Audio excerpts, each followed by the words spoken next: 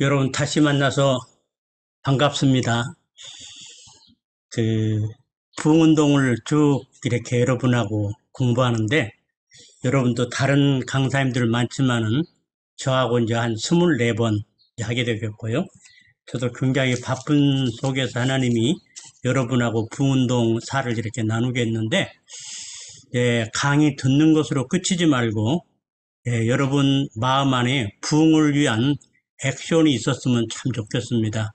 여러분이 속한 그 도시, 나라 부흥을 위해서 기도를 시작하시고, 이제 필리핀 같은 데는, 저도 한번 같이 가고 싶은 생각도 있는데, 좀 버스라도 우리가 빌려가지고 필리핀을 좀 돌면서, 정말, 어떤 목사님은, 이제 LA 한교웅 목사님은 샌디에고에 부임해가지고 헬리콥터를 빌려가지고 위에서 헬리콥터 돌면서 도시를 안수하셨는데 헬리콥터에서 기적 같은 붕을 일으키고 LA로 좀 오셨습니다만 아무튼 여러분에게 좀 그런 액션이 그래서 여러분을 통해서 그런 붕을 향한 소망과 또 붕운동이 구체적으로 일어났으면 하는 그 생각이 듭니다.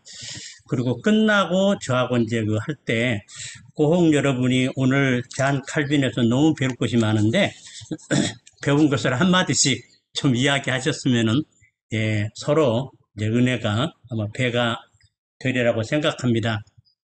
오늘은 여러분 너무 잘 아시는 잔 칼빈과 제네바 부흥운동 나누겠는데 저는 잔 칼빈에 대해서 좀 거부감을 가지고 있었어요. 왜냐하면은 너무 칼빈 막 예수님 이상으로 이렇게 말해서 도대체 칼빈이 어떤 인물이길래 그런데 이 칼빈을 이렇게 공부하면서 보니까 정말 하나님이 종교개혁 시대에 잔 칼빈 같은 사람을 세웠다는 것이 얼마나 감사하고 그리고 그가 그 특별히 그 인류사에 끼친 그 후대에 끼친 영향력이 얼마나 큰가를 보면서 정말 감동하면서 이 잔 칼빈을 준비를 했습니다.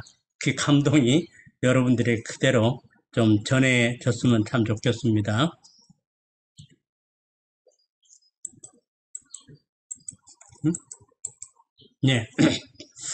칼빈은 루터와 즈빙글리가 시작한 종교개혁을 신학적으로 체계를 세우고 마무리한 그런 뛰어난 인물입니다.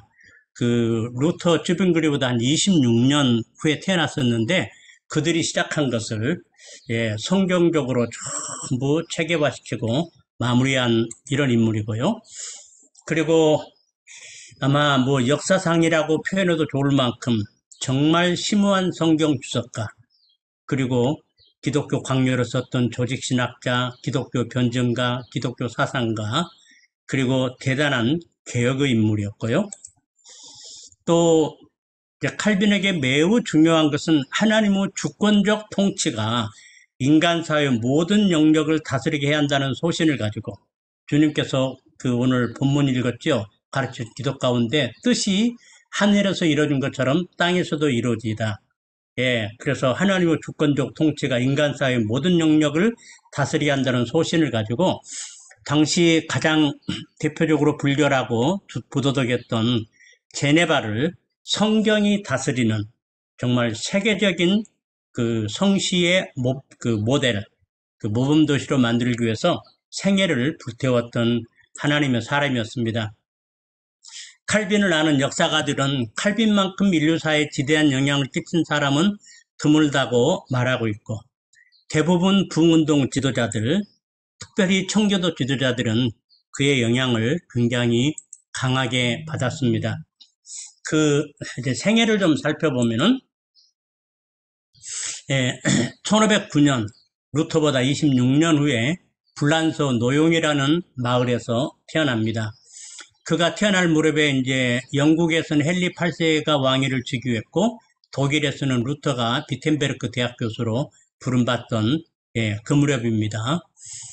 그 교구 주교의 법무원이었던 아버지는 그 아들을 신부 만들기 위해서 신부 수업 예비 단계로 파리 대학에서 인문학을 공부하겠는데 나중에 아버지가 이제 그 교회하고 관계가 좀 틀어지자 아들을 신부 안 시키려고 계획을 바꿔서 유명한 법과대학인 오를레앙 대학교에서 법학을 공부하게 됩니다. 이제 그곳에서 인문주의자들하고 교류하면서 학문의 폭을 넓혔고요. 굉장히 머리가 천재였는데 헬라어, 라틴어를 공부해서 헬라어와 라틴어 원서들을 아주 자유자재롭게 많이 읽었습니다. 신부와 법학자와 인문주의자 꿈을 키웠던 칼빈은 그 나이 24살에 하나님의 은혜로 갑작스러운 회심을 경험하게 됩니다. 아마 하나님께서 그에게 거룩함으로 나타나셨고, 우리가 하나님의 거룩함을 보면은요, 상대적으로 내가 죄인인 것을 알고 거기서 이제 화로도 나여 망하게 되었다, 이사야처럼. 우리가 거기서 내 적나라한 그 거룩한 빛 앞에서 죄들을 보면서 죄에 대한 깊은 회개, 이런 것들인데, 그러고 나서 이제 영이 이제 완전히 깨어나가지고 성령의 조명 속에서 바울 서신과의 만남을 통해서 믿음으로 하나님과의 다른 관계에 들어감으로 말미암아서 깊은 평화를 맛보고 성령 안에서 정말 하나님을 경외하고 하나님을 순종하는 사람으로 이제 바꾸게 됩니다. 그리고 그는 루터와 쯔빙글리의 글을 많이 읽고 캐톨릭과 결별하고 개신교 전파자의 삶을 살기로 이제 결심하게 됩니다. 여러분이 아신 대로 칼빈은 성경의 사람이었습니다. 그에게서 유일한 권위는 성경이었고 그의 기독교 강요를 책들을 보면은 전부 성경을 레퍼런스로 달고 있는데 철저하게 자신을 하나님 말씀에 굴복하여 자신의 모든 것을 말씀으로 해석하고 검증받아 말씀대로 살려고 노력했던 그런 위대한 성경의 사람이고 개혁자였습니다. 카톨릭이 신학적으로 타락한 이유는 여러분이 잘 아시는 그들은 성경의 권위보다 성경을 라틴어로 기록해가지고 번역도 못하게 하고 일부 사람들만 성경을 보게 하고 나머지는 성경 자체를 못 보게 하고 번역도 못하게 하고 그래서 성경을 덮어놓고 교회의 권위를 더 높이는 데서 그리고 교황의 권위를 높이고 그래서 칼빈은 오직 성경만으로 교회와 신학을 개혁을 했습니다. 칼빈에게 있어서 중심적인 교리는 하나님의 주권과 하나님의 영광. 마틴 루터가 오직 믿음이라고 하면은 칼빈은 하나님의 주권, 하나님의 영광. 그 다음에 칼빈은 천식으로 인해서 고생하며 평생 건강 상태가 매우 약했다고 걸어다니는 종합병동이라고 불릴 정도로 그는 죽으면서 유언하기를 내가 죽거든 묘비를 세우지 말라고 유언하므로 그리스도만 기억되기를 원했습니다. 칼빈 묘를 한동안 찾지 못해 나중에 발견됐는데 이렇게 조그만하고 초라한 그 칼빈 묘가 아무튼 유언으로 내 묘비 세우지 말고 그리스도만 기억되게 해달라고 유언을 했던 사람입니다. 이제 칼빈 하면은 기독교 강요, 기독교 기본적인 가르침. 칼빈은 핍박을 피해서 원래 프랑스 사람이죠. 그 스위스 바젤로 피난 갔다가 거기서 27살의 젊은 나이에 종교교육 시대의 최고 걸작으로 알려진 기독교 전체 사상을 집대성한 기독교 강요 초판을 펴내게 됩니다. 이 기독교 강요는 계속 보완돼가지고 20판까지 나오게 되는데, 기독교 강요는 20판이 아니라 8회, 20년 동안 8회의 개정판이 나왔는데, 기독교에 대한 탁월한 변증서이자 조직신학책으로 이 책에 종교교육의 핵심인 오직 성경, 오직 믿음, 오직 은혜의 종교교육 원리가 명백하게 표현되어 있고, 그리고 특별히 성령이 말씀을 통해 역사한다는 사실과 참된 말씀이 선포되는 것에 성령께서 영적 각성과 부흥을 주신다는 사실을 분명하게 이 기독교 강요에 제시했습니다.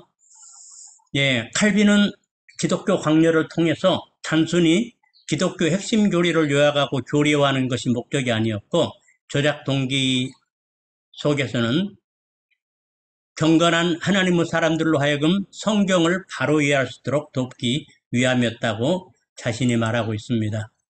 예, 그리고 기독교 강요 목차는 사도신경의 순서대로 따라 이제 기록이 됐고요. 아무튼 이제 칼빈은 그 정말 성경을 연구하면서 27의 기독교 강요를 써가지고 당시 가장 그 유명한 기독교 학자로 이제 떠오르게 됩니다. 이제 그 칼빈에게서 굉장히 운명적 만남이 이제 윌리엄 파렐, 하나님께서 그 파렐과의 만남을 통해서 이제 칼빈이 개혁자 삶을 이제 살게 하시는데, 기독교 강요 출판으로 일학 그 개신교의 유명 인사가 되었지만은, 칼빈은 자기 성격상 조용한 학자로서 성경 연구하면서 살기를 원해가지고 조용한 마을인 스트라스부르크로 가는 길에 이제 제네바를 들릴 수밖에 없어가지고 제네바에서 여관에 들렸습니다. 예, 그랬는데 윌리엄 팔이라는 아주 굉장히 과격한 개혁자고요. 4년 동안 캐톨릭 세력을 완전히 제거하고 이 제네바를 이제 개신교들이 장악한 도시로 이제 만들었는데, 예, 누가 좀 성경적으로 체계 있게 좀 개혁을 이끌고 갔으면, 예, 그런 염원을 하다가 이 기독교 강요를 쓴 잔 칼빈이 지금 제네바에 와가지고 여관에 머문다는 말을 듣고 곧바로 찾아갑니다. 예, 찾아가가지고, 예, 우리에게 체계 있는 성경 이론으로 종교육을 이끌 지도자가 필요하다면서 제네바에 남아가지고 나와 함께 제네바 개혁 운동을 이끌어 달라고 정중하게 이 선배가 요청을 했습니다. 근데 칼빈은 예, 자기는 조용히 학문 연구를 하고 싶다고 정중하게 이제 거절하자 파렐이 얼굴을 정색하면서 당신이 만일 주님의 일을 돕지 않는다면은 주님은 당신과 당신의 학문을 저주할 것이라고, 예, 이런 불같은 경고와 도전을 줬는데, 이 하나님의 아주 경고 같은 이런 음성으로 받고, 예, 그 남아서 파렐과 같이 제네바 개혁에 동참하기로, 그래서 그 도전이 그 생의 전환점을 가져왔고, 예, 그는 제네바에 머물게 됩니다. 이 만남의 축복이라는 것이 굉장히 중요한데, 예, 여러분 계속해서 이 좋은 만남 위해서 기도하시기를 바랍니다. 아무튼 파렐과 만나서 이제 개혁자의 길을 가게 됩니다. 당시 스위스 제네바는 어떠했는가? 제네바는 좀 고린도 생각하면 좀 될 것 같아요, 성경에. 예, 그 프랑스와 이태리 무역의 중심지였기 때문에 이 장사들이 와가지고 막 술 먹고 토한 것, 포도주 냄새 막 함부로 싸가지고 인분, 쓰레기, 악취가 가장 심한 도시였고, 또 거기에 상인, 또 범죄자, 정치난민, 또 간첩, 예, 몸파는 여인들, 예, 상인들을 상대로, 예, 그 빈민들로 가득한 굉장히 부도덕하고 그 아주 악취가 심한 이런 도시가 제네바였습니다. 예, 제네바시는 칼빈에게 제네바의 계획을 위해 거룩한 하나님의 말씀을 가르치는 교사라는 그런 그 명예로운 직분을 주면서 이제 당신이 하나님의 말씀으로 제네바를 가르치면서 제네바 계획을 이끌어가 달라고. 예, 그래서 칼빈은 하나님의 말씀이 다스리는 모범도시를 만들려는 확실한 목표를 가지고 성경을 체계적으로 가르침으로 제네바를 이제 바꿔 나가기 이제 시작을 합니다. 예, 이러다가 나중에 이제 그 칼빈이 스트라스부르크로 이제 망명 쫓겨나는데요, 제네바에서. 예, 이를 위해 칼빈은 그리스도인들이 어떻게 살아야 할지에 관한 그 지침서 같은 신앙 고백서를 만들고, 또 이제 성경 교육 프로그램을 만들고 제네바를 바꾸기 위해서, 그리고 기준에 도달하지 못한 이런 좀 악한 사람들, 부도덕한 사람들을 그 징계 기준을 만들어 가지고 굉장히 엄격하게 밀고 나갔습니다. 예. 그랬는데 이제 그러니까 거기 제네바 시의회 사람들도 감당을 못 해가지고 너무 엄격하니까 이제 시의회로부터 이제 추방돼 가지고 칼빈을 불러들였던 파렐까지 쫓겨납니다. 그래서 3년간 스트라스부르크에 보내게 되는데 이 기간에 칼빈은 진정한 개혁자로 준비시킵니다.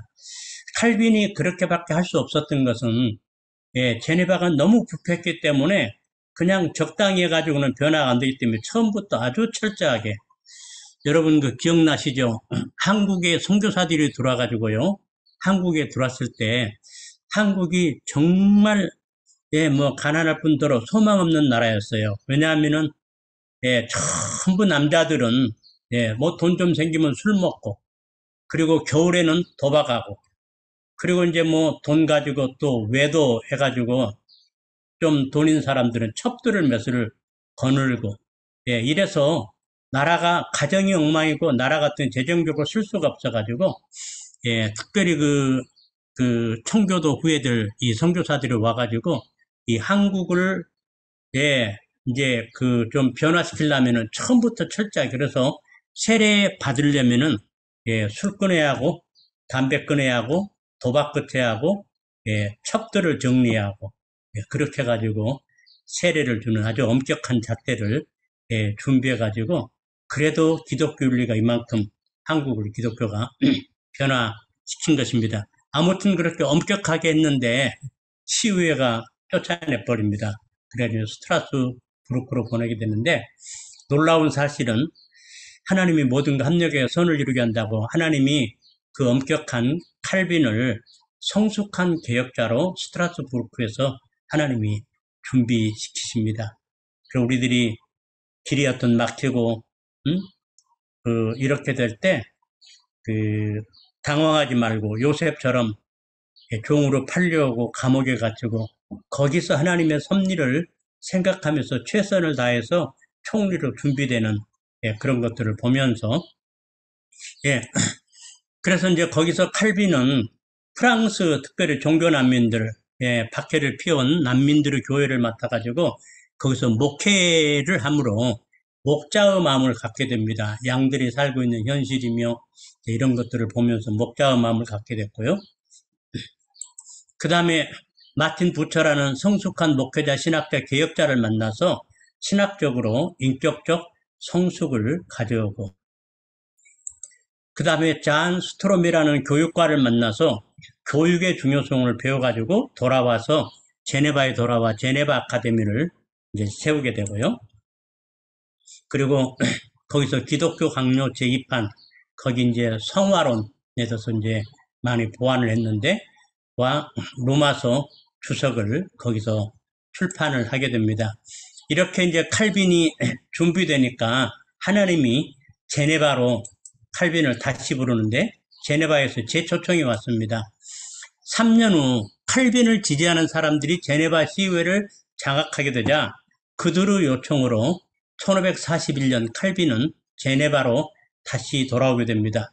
그러면서 이제 오셔서 이제 마음껏 이제 소신껏 개혁하라고 이제 모든 오토리티를 절대 권위를 이제 그에게 이제 제네바 시의회가 부여합니다. 그래서 칼빈은 제네바의 목사 겸 지도자가 되어서 죽을 때까지 막강한 권위를 가지고 성경적 계획을 추진함으로 제네바를 하나님의 말씀이 다스리는 세계적 모범도시, 즉 모든 그 도시들이 본받을 만한 언덕 위의 도시로 만들게 됩니다. 칼빈은 12명의 목사들과 평신도 장로들로 하여금 당회를 구성해가지고 이 당회가 교회와 교회 전체를 감독하게 했습니다. 신학자로서 칼빈을 조금 살펴볼게요.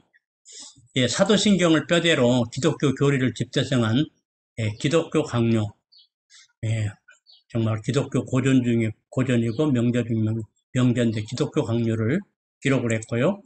두 번째는 요한계시록을 제외한 성경 전체를 주석해서 책으로 출판했고, 그 주석가였고, 그 다음에 하나님의 절대 주권과 예정론을 중심으로 한 칼빈 5대 강령, 잘 아시죠?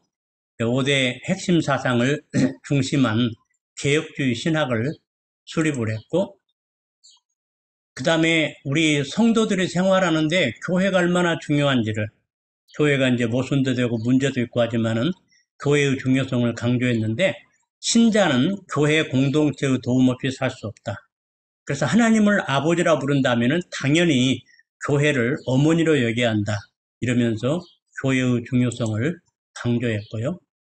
예, 아까 좀 말씀드렸습니다만 평생 걸어다니는 병동이라고 불릴 만큼 병약한 사람이었지만은, 예, 일생을 성경 연구 그리고 하나님의 영광 추구에 아주 몰두한 삶을 살았습니다. 그래서 정말 성경의 대가였기 때문에 기독교 강요도 쓰고, 그 다음에 성경 주석도 쓰고, 그 다음에 철저하게 그 성경이 그 나라를 다스리도록 하는 하나님의 주권이 그 제네바의 모든 영역에 미치게 하는 이런 개혁을 성공할 수가 있었습니다. 칼빈의 개혁을 좀 정리하겠는데 이 부분이 이제 아주 중요합니다. 얼마나 탁월하게 개혁을 했는지. 칼빈은 반복 말하듯이 하나님의 주권과 통치가 삶의 모든 영역에 임해한다. 가정에도 교회뿐만 교회, 가정, 정치, 경제, 문화, 뭐 예술 아주 모든 부분에 교육, 복지, 그 모든 영역에 흘러가 건강한 신앙이 건강한 국가를 만들 수 있다는 비전을 제네바의 변화를 통해서 이제 보여주었습니다. 칼빈은 루터나 쯔붕기보다는 약 30년 뒤, 정확하게 26년인데 루터의 이신층의 신학을 더 발전시켜 은혜로 구원받은 자들이 어떻게 살아야 하는지, 즉 성화론을 강조하고 발전시켰습니다. 마틴 루터는 구원론에 이제 포커스를 했죠. 믿음으로 받는 구원. 이제 믿음으로 구원을 받는데 이제 믿음 하다 보니까 이 행위가 이 캐토릭만 못한 것을 발견하고, 은혜로 구원받은 사람이 그 구원받은 증거가 어떤 행위로, 섬김으로, 또 사회 참여로 나타나야 한다. 이것을 굉장히 강조를 하게 됩니다. 그래서 구원받기 위해서 행위가 아니라 구원받은 성도로서 정말 이제 그리스도의 빛으로, 소금으로, 그리스도의 편지로 사회의 모든 영역에서 이제 빛으로 나타나야 한다고 이래서 성화론을 굉장히 강조했고요.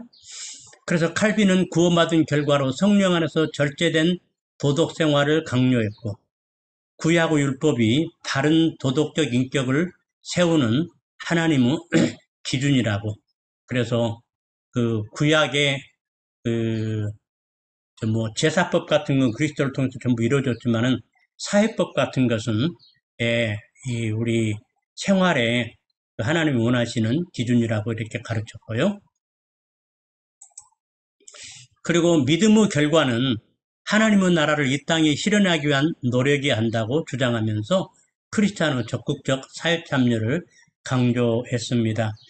한국 기독교를 보면은 1970년대 이제 그 대학생 선교 CCC를 중심으로 캠퍼스 운동, 학원 복음화 운동, 그리고 이제 뭐 민족 복음화 운동, 이제 이런 것들이 굉장히 활발하게 일어났는데, 전도는 참 많이 했는데, 그 삶에 관한 교육이, 저도 그 중심의 한 부분을 담당했던 사람으로 우리가 이런 것들, 인격이랄지 이런 것들을 잘 못 가르쳤던 것 같아요.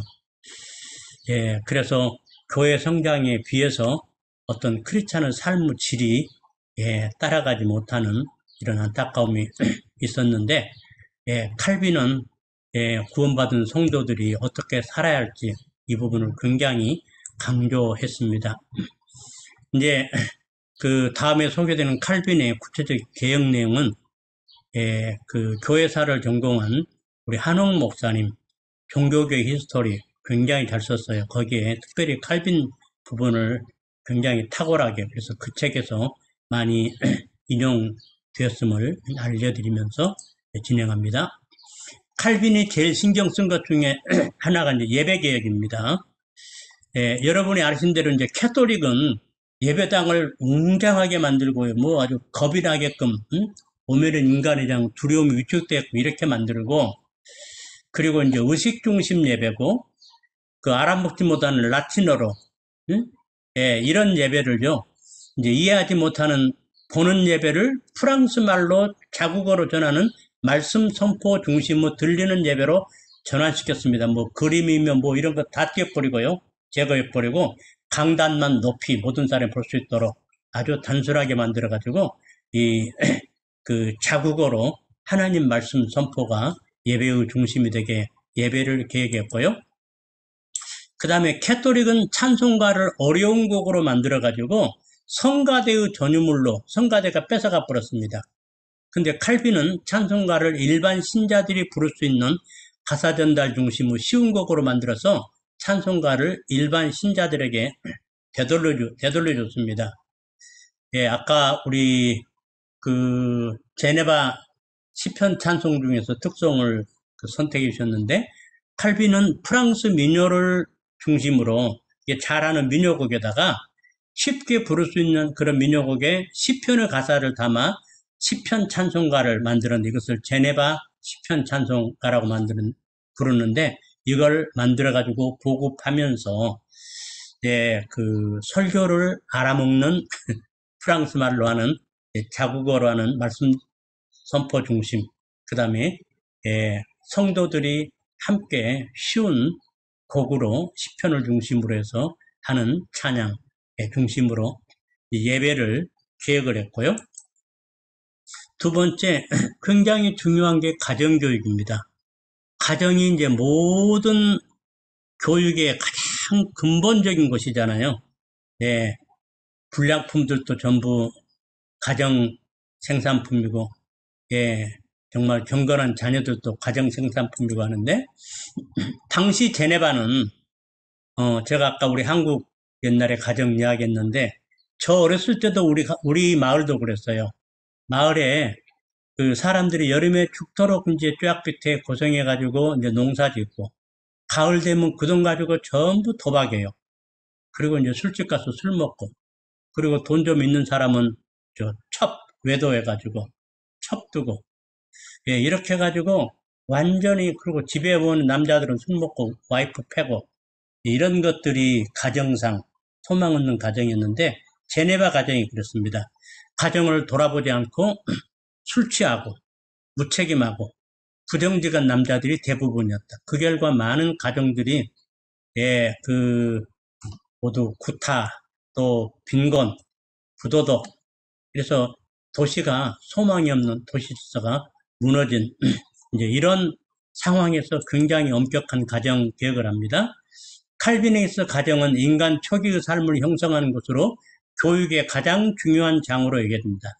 인간은 가정에서 태어나고 여기서 처음으로 교육이 시작되기 때문이다. 그래서 칼빈은 하나님 중심의 가정 사역을 강조해서 가장으로 하여금 술 취하지 말고 가정을 영적으로 잘 돌보고 열심히 일해서 재정적으로 책임지도록 가장의 책임을 강조했습니다. 하나님께서 교회의 공식적인 교사로 목사를 주셨듯이 모든 아버지는 자신이 속한 가족의 교사로서 이제 가족은 목사죠. 신앙교육을 가족들에게 열심히 가르쳐야 하는 특별한 과제를 받았다고 역설하면서 이 가장들이 가정의 목자 역할을 감당하도록 했습니다. 그의 가르침을 받은 미국에 온 청교도들은 제가 미국도 청교도 또 계속 전공으로 지금 공부하고 있는데 하루에 2번씩 가정 예배를 드리면서 자녀들에게 하나님 경외함과 하나님 말씀을 가르쳐 가지고 그 신앙 전수에 그래도 성공했던 나라가 미국에 온 청교도들이었습니다. 시민법 제도를 도입해서 이제 남편이 술 먹고 아내를 구타하거나 자녀들을 방치하는 자는 이웃들이 법관이 돼가지고 재판받아서 책임을 묻게 했고요. 아무튼 이렇게 해서 가정을 하나님이 다스리는 경건한 가정, 그리고 가장으로 하여금 이제 가정의 목자가 되고 열심히 일해서 또 가정을 영적으로 돌볼 뿐만 아니라 경제적으로 돌보도록 이렇게 가정개혁을 했고요. 그 다음에 경제개혁.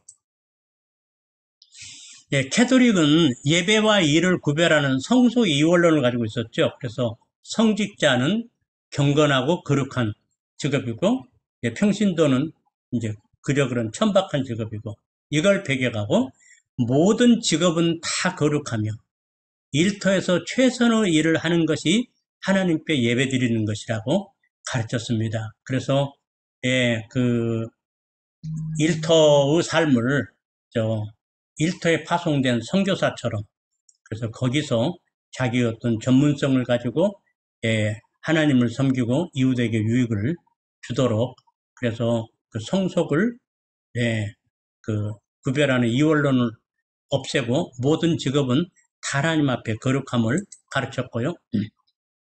부와 재산을 죄악시 않고 하나님께서 우리에게 맡기신 선물임을 가르치고, 모든 사람은 자신에게 맡겨진 소유에 대한 청지김을 강조했습니다. 특별히 이제 돈 있는 사람들에게 욕심, 사치, 과소비, 가난한 자 착취를 엄격하게 금지시켰고요.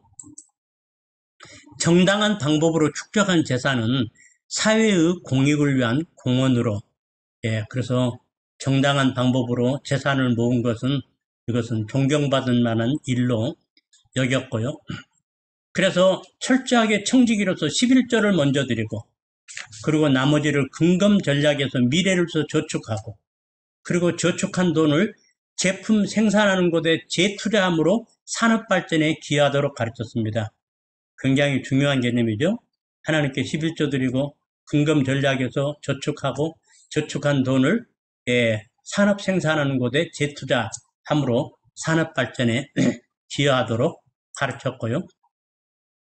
부당한 방법으로 부를 축적하거나 고리대금을 용납하지 않고, 특별히 그 가난한 사람에 관한 부자들의 구제 의무를 강조했고, 11조 드리고 저축하고 재투자하고 또 가난한 사람 구제하고, 그리고 이제 금융업을 장려해 가지고요, 높은 이자를 받지 못하게 하고 이자율을 4% 이내로 제한을 했습니다.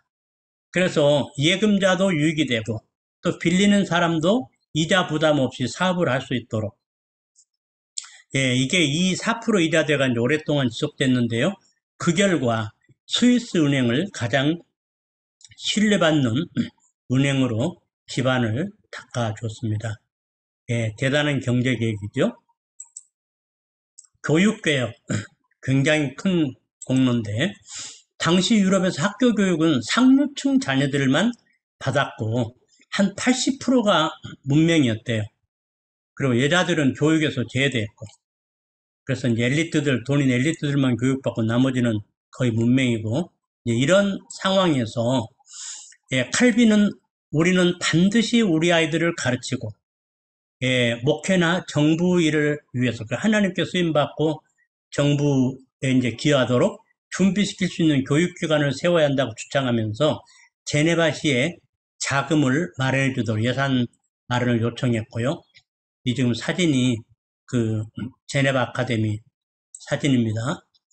그리고 교육을 남자들만 시켰는데 남학생뿐만 아니라 여학생까지 의무교육을 실시했고, 그리고 하나님의 영광과 그 영광을 위해 헌신하고 선교에 쓰임받을 군사를 양육할 목적으로 제네바 아카데미를 세웠는데, 거기서 복음, 성경, 이게 이제 주 과목이면서 실용적인 학문인 의학, 과학, 정치, 사회학, 경제학, 이래서 균형 잡힌 일꾼들을 이 제네바 아카데미를 통해서 길러냈다고 알려지고 있습니다. 그래서 교회와 제네바 아카데미는 제네바 계획을 위한 일꾼을 준비시키는 양날개 역할을 했습니다. 교회에서 신앙교육, 이제 제네바 아카데미를 통해서 이제 리더 교육, 기독교 지도자 교육이죠, 결국. 유럽 전역에서 특별히 이제 캐톨릭의 그 박해를 받아가지고 개신교도들을, 우수한 개신교 젊은이들이 제네바로 몰려왔는데, 그래서 그냥 그 비전이 없는 사람은 이제 그 나라에 있고요. 좀 뜻있는 사람들은 이제 망명을 하죠. 우리 이민도 용기 있는 사람이 가고, 우리 선교지도 용기 있는 사람들이 가듯이, 그래서 그 아주 우수한 젊은이들이 제네바로 몰려와가지고, 제네바 아카데미에서 몇 년씩 공부하고 돌아가므로 그들은 칼빈 신학, 제네바의 엄격한 경건생활, 하나님 주권 사상을 배워갔고, 그래서 제네바 아카데미는 전 유럽 종교교육의 사령부 같은 역할을 하게 됩니다. 그래서 제네바 아카데미를 통해서 전 시민들을 교육시켜서 하나님께 쓰임받을 이런 인물로 이렇게 가르치게 됩니다. 특별히 신앙, 성경뿐만 아니라 균형 잡힌 리더들을 이렇게 가르치게 되고요. 이제 이 영향으로 그 제네바 아카데미 공부한 사람들이 온 유럽으로 번져가지고 학교를 세우고 대학을 세우면서 개혁에 불을 지릅니다. 파격적인 복지 정책. 제네바는 유럽 전역에서 종교적, 정치적 핍박, 또 가난을 피해온 난민들이 많은데 난민들을 아주 따뜻하게 받아들였습니다. 칼빈은 제네바가 핍박받는 자들의 피난처 도시가 되도록 했는데요. 그래서 제네바 시민들은 난민을 위해서 자기 집을 한층 더 올려가지고, 그래서 제네바에 가면은요, 저 한번 가봐야겠는데, 아래층하고 위층하고 집 색깔이 다르더라고요. 원래 아래층이 한 층이었는데, 난민들을 밖에서 위층을 더 올렸대요. 그래서 난민들을, 머물 곳을 아주 그 난민들을 환영하면 따뜻하게 제공을 했고요. 그 다음에 무책임한 구제를 지향하고 성경의 가르침대로 일하기 싫거든 먹지도 말라긴데 난민들이 자신의 일을 하며 자립할 때까지 필요한 부분만 도왔습니다. 정착하면서 언어교육, 기술교육 이렇게 해가지고 일을 도왔고 후에 그들로 하여금 다 똑똑한 사람들이니까 전문성을 가지고 일함으로 제네바에 굉장히 크게 기여하도록 했다고 합니다. 난민족에는 학자, 기술자, 예술가, 사업가 계층이 많았는데 이들을 따뜻하게 품고 도와줌으로 이들로 하여금 제네바와 스위스 발전에 기여하게 했습니다. 그 퍼주기식 인기몰이에 그 나눠주는 거 복지 이건 나라를 전부 망하겠죠. 대표적인 베네수엘라 같은 대표적인 이런 나라인데 지금 미국도 그렇게 하는데 미국도 이민 오잖아요. 그러면 전부 그 아더트 스쿨이라고 랭귀 스쿨 거기서 영어 가르치고요. 컴퓨터랄지 기본적인 직업 훈련을 시킵니다. 그렇게 해가지고 그들로 하여금 이제 그 짭을 가지고 미국에 기여할 수 있도록 전부 그 칼빈이 그 시작한 건데요.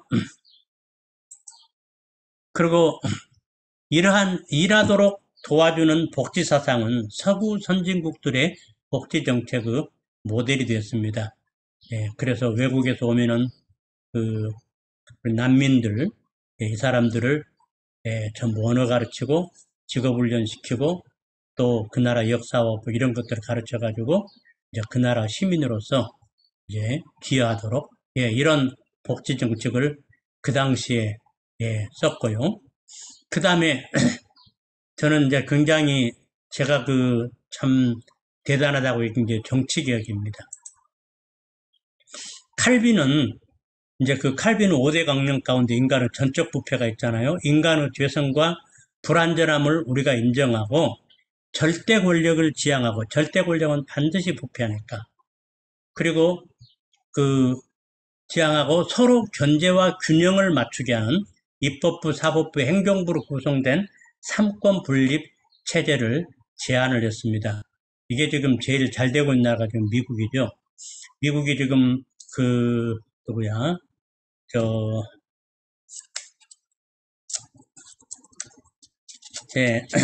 미국에 지금 갑자기 대통령 이름 생각이 안 들기도 하는 아무튼 대통령이 좀 그 리버럴한 그 대통령입니다. 대통령인데 그래서 지금 그 LGBTQ 편에 서 있고요. 캐토릭이지만은 지금 낙태 그 찬성 편에 서 있고 이제 그러는데 그 사법부가 이것을 전부 견제하잖아요. 그래서 이번에 그 연방 대법원이 1973년 그 6개월까지 낙태를 허용한 이 낙태법을 전부 오버턴 시켰어요. 무효화 시켜버리고 다시 이제 각 주가 이걸 결정하도록 이렇게 만들고 아무튼 그 뭐, 그 대통령 혼자 마음대로 이제 못하고, 예, 그 입법부, 사법부, 예, 행정부가 전부 견제하도록 하면서 균형을 예, 이루게 하고 있고요. 그 다음에 어떤 인간도 절대 권력을 주장해서는 안 되고 어떤 권위든 다른 권위에 의해서 점검받아야 하며 잘못된 권위는 언제든지 축출돼야 한다고 주장했습니다. 그래서 당시 전부 다 왕국이었는데 그래서 이게 오래 하면은 부패하잖아요. 그래서 이 잘못하면은 예, 언제든지 축출되고 선거를 통해서 축출된다고 주장했고 만인 제사장론에 의해서 모든 사람이 신분여하에 관계없이 평등함으로 예, 일부 귀족층이 독점하던 권력 체제에서 모두가 투표권을 갖는 민주주의 체제로 이제 바꿔 나가게 됩니다. 종교개혁은 귀족 중심의 절대군주 체제를 서서히 없애고 민주주의 의회 정치로 투표해서 이제 그 대리자를 선출해가지고 거기서 법을 만들고 또 왕을 견제하고 이렇게 이제 바꿔 나갔고요. 이러한 칼빈의 영향을 받은 미국에 온 청교들은 예, 그 왕정 체제를 거부하고 다 다른 나라 왕이었는데 미국은 대통령 중심.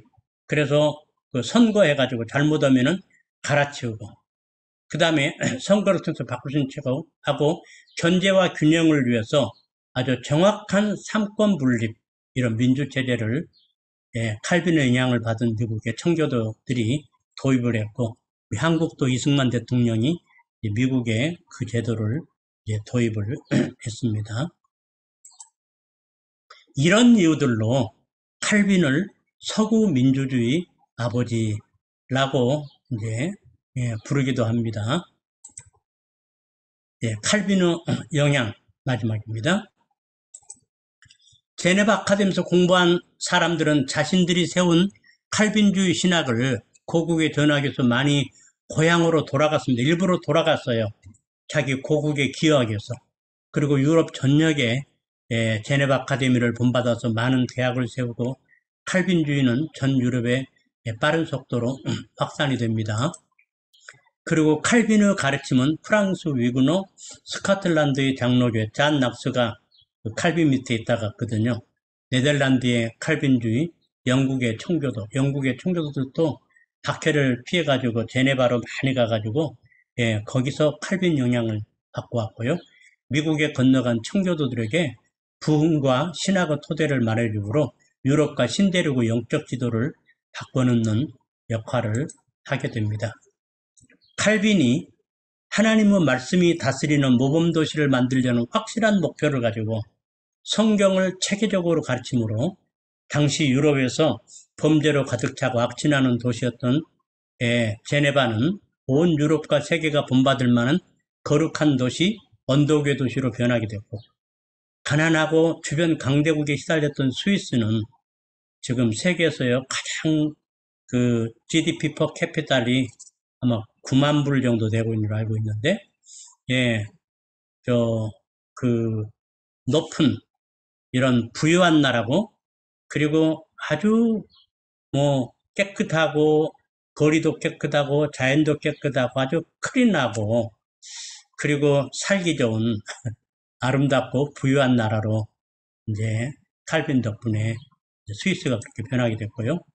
오늘날 제네바는 스위스의 두 번째 도시로 유엔 유럽 본부, 국제 적십자 본부를 비롯한 22개의 국제기구와 250개 이상의 비정부 기구가 제네바에 있을 정도로 유명한 국제 도시로 바꿔집니다. 오늘의 기도만 제가 읽고 마치겠습니다. 우리에게 칼빈처럼 이런 주님과의 감격적인 만남, 그리고 말씀의 능력과의 만남을 주옵소서.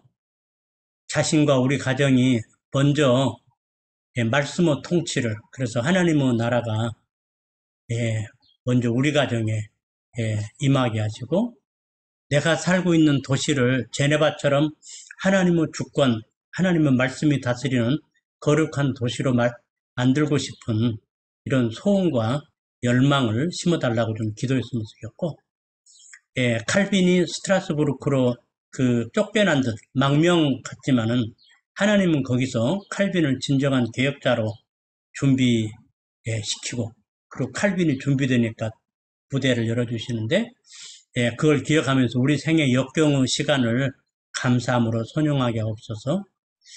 칼빈이 스트라스부르크에 자신을 준비하니 하나님은 무대를 준비하심 보면서, 그래서 우리가 준비되면은 하나님은 무대를 준비하십니다. 여러분이 부흥을 위해서 여러분 마음이 뜨거워지고 이렇게 여러분이 준비되면은 하나님은 여러분이 부흥운동의 리더로 일할 수 있도록 예, 무대를 준비해 주실 것입니다. 예, 내가 섬기고 있는 나라와 도시에 예수의 계절, 성령의 계절, 부흥의 계절이 오게 달라고 기도했으면 좋겠습니다. 예, 제 강의는 이걸로 마치고 이제 바톤 넘깁니다.